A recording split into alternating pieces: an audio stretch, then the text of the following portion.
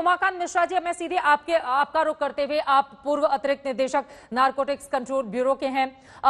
Drug connection जो पूरे मामले में सामने आ रहा है, वो सुशांत मर्डर मामले को या फिर सुशांत सुसाइड मामले को सुलझाने में किस तरह से मदद कर सकता है?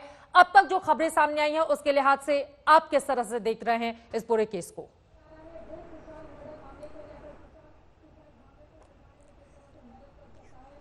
देखिए चित्रा जी, मैं इस तरह से समराइज करूंगा अभी तक जो स्थिति आई है जी। यहाँ जो ड्रग कंजम्पशन की बात चल रहे हैं, जो भी रिपोर्ट सामने आई है, 4 किस्म की ड्रग्स की बात जिक्र हो रही है। एक है MDMA, एक है कैनाबिस, एक है CBD ऑयल, हसीस ऑयल, और एक जो उसके सिक्योरिटी या ड्राइवर जो पहले था कि बहुत एक्सपेंसिव दवाएं भी मंगाया जाता था। तो मैं ये कैटेगराइज करूँगा कि MDMA हो गया, कैनाबिस भी ठीक है, सबको पता है, हसीस ऑयल भी सबको पता है। जो एक्सपेंसिव ड्रग की बात हो रही है वो कोकेन हो रही है, क्योंकि फिल्म वर्ल्ड में कोकेन का यूज़ काफ़ी प्रचलन है, ये आम बात है। और फिल्मी वर्ल्ड के चाहिए में तो वो कोकेन और हीरोइन में मिक्स करके ले जाते हैं, वो भी आम बात है।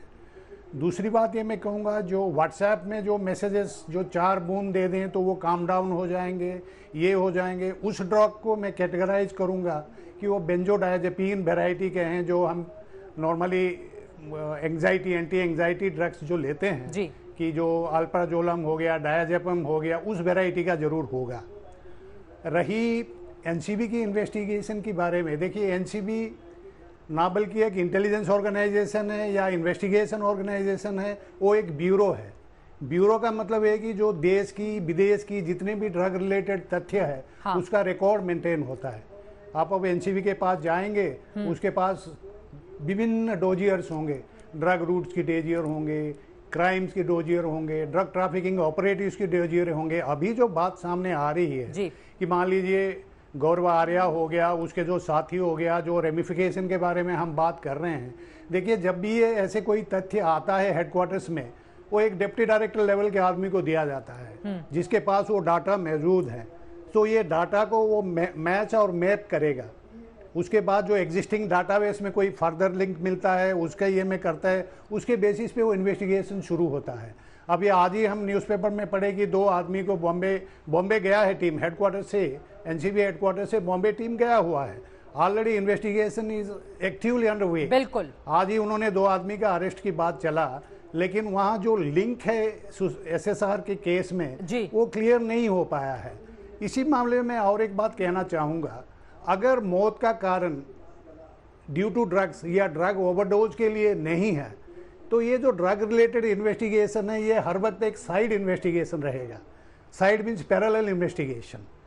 अगर ड्रग रिलेटेड अगर डेथ होता तो ये होता, तो उसी में जो क्रिमिनल इनक्रिमिनेटिंग जो ऑक्यूपेंट था, चाहे वो रिया चक्रवर्ती से रिलेटेड हो या चाहे उनके और कोई साथी या और कोई जो बिल्कुल उनसे क्लोज संपर्क में रहते हैं। सर, लेकिन इसमें बात दरअसल परिवार वालों की ओर से ये कहा गया है सीधे उमाकांत मिश्रा जी कि रिया चक्रवर्ती ने ही नशे की तरफ धकेला सुशांत सिंह राजपूत को। ये गंभीर आरोप परिवार की ओर से लगाए गए हैं और इसी वजह से ये मामला गंभीर कि पहले मानसिक रूप से उनको कमजोर करने की कोशिश की, उनको ड्रग की लत लगाई रिया चक्रवर्ती ने, उनके पैसे हड़पने की कोशिश की। इस वजह से ये मामला बहुत ज्यादा गंभीर हो जाता है। लेकिन आप कह रहे हैं कि ड्रग वाला मामला पैरेलली चलेगा। लेकिन अगला सवाल, छोटा सा जवाब आपसे मैं चाहूंगी, फिर बाकी मेहमानों के पास आती हूँ। रिया चक्रवर्ती ने कहा है कि उन्होंने कभी ड्रग नहीं लिया, जबकि जितने भी व्हाट्सएप चैट है एक बात कहना चाहूंगा इसमें। जी मेरा सवाल भी सुन लीजिए, उसके साथ आप ऐड कर दीजिएगा।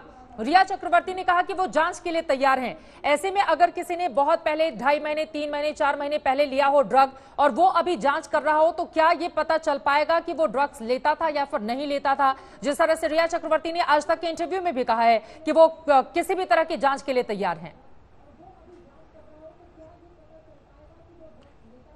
देखिए